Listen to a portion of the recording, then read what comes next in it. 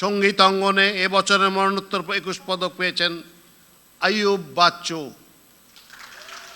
Guitarist, কণ্ঠশিল্পী, গীতিকার, সুরকার এবং এলআরবির প্রতিষ্ঠাতা আইয়ুব বাচ্চু দক্ষিণ এশীয় সঙ্গীত অঙ্গনের এক উজ্জ্বল নক্ষত্র এবং বাংলাদেশের রক সঙ্গীতের স্থপতি হিসেবে সুপরিচিত। তিনি বিশ্বব্যাপী 2500-এর অধিক কনসার্ট করেন, যেখানে ব্লুজ, হার্ড রক ও শাস্ত্রীয় সঙ্গীতের প্রভাব সুস্পষ্টভাবে প্রতিফলিত হয়।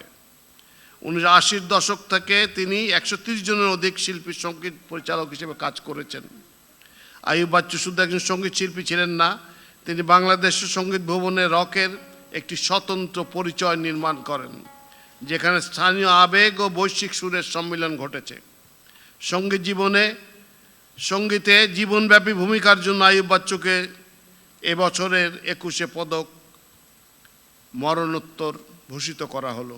শিল্পকলা ক্ষেত্রে পদকপ্রাপ্ত আইয়ুব বাচ্চুর পক্ষে তার সহধর্মিণী ফেরদৌস আক্তার চন্দনাকে মাননীয় প্রধানমন্ত্রীর নিকট হতে পদক গ্রহণ করার জন্য অনুরোধ জানাচ্ছি।